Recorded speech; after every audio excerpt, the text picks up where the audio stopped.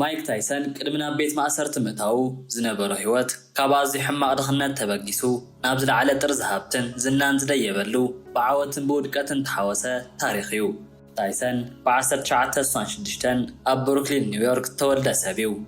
ኣብ ኣዝዩ ድኻን ዓመፅ ዝመልኦን ከባቢ ዝዓበየ ታይሰን ቆልዓ እንከሎ ኣዝዩ ስቕተኛን ተነቃፍን ከም ዝነበረ ይግለጽ እዩ።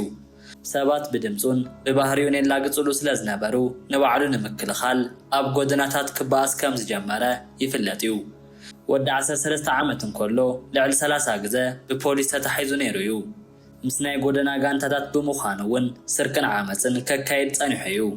ታይሰን ኣብ ቤት ማእሰርቲ ህፃናት እንከሎ ቦብ ስቱዋርት ዝተባህለ ሰልጣኒ ብቕዓቱ የስተውዕሎ እሞ ምስቲ ውሩየ ሰልጣኒ ካስ ዳማቶ ኣብ ዘጋጣሚ ክላለዩ ኪሎም እዮም።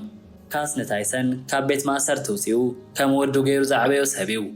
ንታይሰን እውን ቦክስ ጥራይ ዘይኮነስ ስነ-ኣእምሮኣዊ ትብዓትን ውሽጣዊ ሓይልን ምሂርዎ እዩ። እቲ ታይሰን ዝፍለጠሉ ፒኬቡ ዝበሃል ናይ ምክልኻል መጥቃዕትን ስልቲ ዝመሃሮ ሰብ ካስ ዳማቶ እዩ ነይሩ። ብ1986 ታይሰን ወዲ 20 ዓመት ጥራይ እንከሎ ንትሬቨር በርቢክ ብናይ ኖክኣውት ዓወት ብምስዓር ኣብ ታሪኽ ዓለም እቲ ዝነኣሰ ናይ ሄቪዌይት ሻምፒዮና ኮይኑ እዩ። ኣብዚ ግዜ እዚ ታይሰን ኣይሮን ማይክ ወይ እውን ሓፂን ማይክ ተባሂሉ ይፅዋዕ ነይሩ እዩ። ንኩሎም መጋጥምቱ ኣብ መጀመርታ ራውንድ ይስዕሮም ጸኒሑ እዩ። ማይክል ስፒንክስ ዝተባህለ ተጋጣሚኡ ኣብ ውሽጢ 91 ካሊእታት ጥራይ ኣውዲቑ ምስ ሰዓሮ ታይሰን ከም ዘይሰዓር ጅግና ሰብ ምዃኑ ኣርእይዎም እዩ። ታይሰን ኣብ ጥርዚ ስልጣን እንከሎ ዓብ ፀገማት ክገጥሞ ጀሚሩ እዩ። እቲ ንዕኡ ከም ኣቦ ዝነበረ ካስ ዳማቶ ብሞት ተፈሊይዎ እዩ። ድሕሪኡ ታይሰን ምስቲ ንብዙሓት ዘጥፍአ ዶን ኪንግ ብሓባር ኮይኑ እዩ። ናይ ማሕበራዊ ህይወቱ ምስቲ ውረታ ሮቢን ጊቨንስን ዝነበሮ መውስቦ ብናይ ዓመፅን ፍትሕን ተዛዚሙ እዩ። ብ1990 ኣብ ቶኪዮ ብተኻየደ ግጥም ዓለም ዘይገመተቶ ነገር ተፈጢሩ እዩ። ታይሰን ብባስተር ዳግላስ ተሳዒሩ እዩ።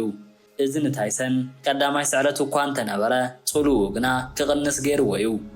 ብ1991 ታይሰን ብገበን ዓመፅ ተኸሲሱ እዩ። ድሕሪ ነዊሕ ናይ ቤት ፍርዲ ሞገት ብ1992 ገበነኛ ኮይኑ ፍርዲ ተበይንዎ እዩ። ብቤት ፍርዲ ድማ 6 ዓመት ክእሰር ተፈሪድዎ እዩ። እንተኾነ ግና 3 ዓመት ጥራይ ኣሕሊፉ ተፈቲሑ እዩ። ቅድሚ ማእሰርቲ ዝነበረ ታይሰን ካብ ሓደ ብጥሜትን ብዓመፅን ዝዓበየ ቆልዓ ናብ ሚሊዮነር ሻምፒዮን ዓለምን ተቐየረሉ እዋን እዩ። ይኹን እምበር እቲ ኣብ ንእስነቱ ዝወረዶ ስነ-ኣእምሮኣዊ በደልን እቶም ኣብ ዙርያኡ ዝነበሩ መዘምዘምቲ ሰባትን ኣብ መወዳእታ ናብ ቤት ማእሰርቲ ክመርሕዎ ኪኢሎም እዮም። ማይክ ታይሰን 3 ዓመት ኣብ ቤት ማእሰርቲ ምስ ኣሕለፈ ሓይሉ ዝደኸመ ወይ መንፈሱ ተሰብረ ኮይኑ ክምለስ ትፅቢት ተገይሩሉ እዩ። እንተኾነ ግና እቲ ብ1995 ካብ ቤት ማእሰርቲ ዝወፀ ታይሰን ካብቲ ናይ ቀደም ዝኸፍአ ኮይኑ ክመጽእ ኪኢሉ እዩ። ኣካላቱ ኣዝዩ ተሃንፀ፣ ኣዒንቱ ቁጣዕት ተመልኦን ድሌቱ ድማ ዓወት ጥራይ ነይሩ። ብዙሓት ሰባት እዚ ስሪት ታይሰን እቲ ዘሰንብድ ስሪት ክብሉ ፀዊዖሞ እዮም። ፒተር ማክኒሊ ቅድሚ ምስ ታይሰን ምግጣሙ ኣዝዩ ጀሃር ከም ዝነበረን ኣነ ሃሪከን እየ ንታይሰን ክቕጥቅጦ እናበለ ኣብ ቅድሚ ካሜራ ይፍክር ምንባሩን ይዝከር እዩ። እቲ ግጥም ግና ታሪኻዊ ውርደት ኮይኑ ተመዝጊቡ እዩ።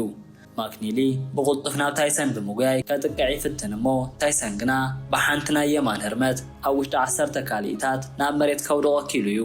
ማክኒሊ ተሲኡ ክቃለስ እኳ እንተፈተነ ታይሰን ግና ንካልኣይ ግዜ ናብ መሬት ደፊእዎ እዩ። ኣሰልጣኒ ማክኒሊ ታይሰን ንወዱ ከይቐትሎ ብምስጋእ ናብ ውሽጢ መድረኽ ብምእታው ነቲ ግጥም ኣቋሪፅዎ እዩ። እዚ ግጥም እዚ ታይሰን ተመሊሱ ምህላው ንዓለም ዘበሰረ እዩ ነይሩ። ፍራንክ ብሩኖ ምስ ታይሰን ናይ ቀደም ብጾት እዮም ነይሮም። ብሩኖ ግና ታይሰን ድሕሪ ማእሰርቲ ከም ቀደሙ ይኮነን ብምባል ንዕቐቱ ገሊጹሉ እዩ። ወሲኹ እውን ንታይሰን ክስዕሮ እየ ገዚኡ ኣብቂዑ ክብል ተዛሪቡ እዩ።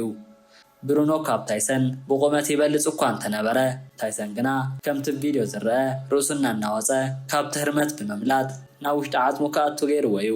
ታይሰን ብዘሰንብድ ናይ ኢድ ቅልጣፈ ንብሩኖ ኣብቲ ገመድ ከዕርንቆ ኪኢሉ እዩ። ብሩኖ እውን ክከላኸል ኣይከኣለን። ታይሰን ድማ ኣብዚ ሰዓት ተመሊሱ ናይ ዓለም ሻምፒዮና ክኸውን በቂዑ እዩ። ኣብዚ ሰዓት ብሩስ ሰልደን ናይ WAB ሻምፒዮን ኮይኑ ኣብ ዝነበረሉ ሰዓት ሰልደን ሓያል ጃብ ናይ ቅድሚት ህርመት ከም ዘለዎ ይፈልጥ ጸኒሑ እዩ። ታይሰን ግና ንሰልደን ከም ሓደ ዓብይ ዕንቅፋት ኣይረኣዮን እዩ። ግጥም ምስ ተጀመረ እውን ታይሰን ሓንቲ ህርመት ኣብ ርእሲ ሰልደን ይውርድ እሞ ሰልደን ብዘገርም ኩነታት ክወድቕ ኪኢሉ እዩ። ብዙሓት ተዓዘብቲ ሰልደን ብፍርሓት ይወዲቑ ክብሉ ተማጒቶም እዮም። ባስተር ማቲስ ድማ ካብቶም ታይሰን ዘይፈርሁ ሰባት ሓደ ምዃኑ እንትገልጽ እቲ ቀንዲ ሜላ ናይ ማቲስ ድማ ንታይሰን ምሕቋፍ ሓይሉ ንምጽራይ ከም ዝነበረ ይሕበር እዩ። ማቲስ ንታይሰን ኣብ ዝሓቆፈሉ እዋን ታይሰን ሓንቲ ዕድል ብምርካብ ሓያል ራይት ኣፐርካት ኣብ መንጋጋ ማቲስ ምስ ኣውረደሉ ማቲስ ንቁልቁል ተደፊኡ ክሰዓር ኪሉ እዩ። እቲ ንኡስ ባስተር ንታይሰን ክጻወሮ ይከኣለን።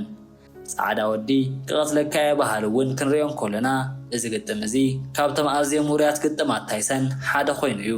ፍራንስዋ ቦታ ንታይሰን ከጥቅዖን ከላግጸሉን ተራእዩ። ኣብ ውሽጢ መድረኽ ኮይኑ ንታይሰን ይጸርፎ ምንባሩ እውን ይግለጽ እዩ። ኣብዚ ሰዓት ታይሰን ኣዝዩ ስለ ተቆጣዐ ጻዕዳ ወዲ ክቐትለካየ ዋይት ቦይ ኣማኪሉ ኢሉ ተዛረበሉ ቅጽበት ይዝከር እዩ። ፍራንስዋ ቦታ ንሓሙሽተ ራውንድ ዝኣክል ንታይሰን ብነጥቢ ይበልጾ እኳ እንተነበረ እንተኾነ ግና ኣብ ሓምሻይ ራውንድ ታይሰን ሓንቲ ብርቱዕ ናይ የማን ህርመት እንተውርደሉ ፍራንስዋ ቦታ ከም ገረብ ክወድቕ ገይርዎ እዩ። ብድሕሪ እውን ክትንስእ ኣይከኣለን እዩ። እቲ ካልእ ኣንዱሩ ጎሎታት ተባህለ እቲ ናይ ጎርሒ ሰብ ክንሪኦም ከለና ድማ ኣዝዩ ዘገርም እዩ። ጎሎታ ብዘይ ሕጋዊ ኣገባብ ብምቅላስ ዝፍለጥ እዩ። ታይሰን ግና ካብኡ ዝኸፍአ ክኸውን ከም ዝኽእል ኣይተረድአን ነይሩ እዩ። ታይሰን ኣብ መጀመርታ ራውንድ ንጎሎታ ድሕሪ ምውዳቑ ጎሎታ ፍርሓት ይወሮ እሞ ኣብ መንጎ ግጥም ኮይኑ ኣይፋለይን ደጊም ክቃለስ ኣይደልን ብምባል ካብ መድረኽ ክወፅእ ተራእዩ። ኣብዚ ሰዓት እውን ብዙሓት ሰባት ንጎሎታ ነገራት እናደርበዩ ካብቲ ኣዳራሽ ክሰግዎ ተራእዮም እዮም። ማይክ ታይሰን ካብ ቤት ማእሰርቲ ምስ ወፀ ዓለም ዝረኣየቶ ነገር ኣዝዩ ዘሰንብድ ነይሩ። ፕሪዝን ጃኬት ኣብ ውሽጢ ቤት ማእሰርቲ ተሃነፀ ኣካላት ዝበሃል ዓይነት ብቕዓት ሒዙ ወፂኡ እዩ። ማይክ ታይሰን ካብ ቤት ማእሰርቲ ምስ ወፀ ዘረኣዮ ተባዓትን ቁጣዕን ንታሪክ ቦክሲ ቀይርዎ እዩ። ንሱ ብሓይሉ ጥራይ ዘይኮነስ ብስነ ኣእምሮኣዊ ጽልዋ ንጸላእቱ ከሸንፎም ጸኒሑ እዩ። ታይሰን ባዕሉ ብጉጉይ ገበን ከም እተኣስረ ይገልጽ እዩ። 3 ነዊሕ ዓመታት ኣብ ቤት ማእሰርቲ ምስ ሓለፈ ናብ መድረኽ ቦክስ ክምለስ እንከሎ ካብቲ ቅድሚኡ ዝነበሮ ዝኸፍአን ዘሰንብድን ኮይኑ ክምለስ ኪሉ እዩ። እቲ ሃሪከን ተባሂሉ ዝጽዋዕ ፒተር ማክኒሊ ንታይሰን ክቕጥቅጦ እየ ብምባል ብትብዓት ይዛረብ እኳ እንተነበረ እንተኾነ ግና እቲ ግጥም ምስ ተጀመረ ማክኒሊ ኣብ መጀመርታ ራውንድ ኣብ መሬት ክወድቕ ኪሉ እዩ። እቲ ብድሕሪኡ እንሪኦ ክሊፎርድ ኢተን ተባህለ እቲ ናይ 50 ካሊታት ግጥም እዩ። እዚ ግጥም እዚ ነዊሕ ኣይወሰደን።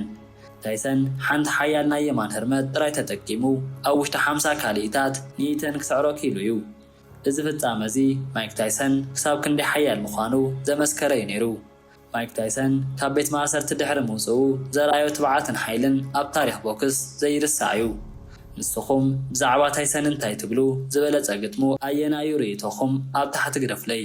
እዚ መደብ ተፈቲኹምዎ ድማ ላይክ ክትገብሩን ሳብስክራይብ ክትገብሩን ኣይትረስዑ።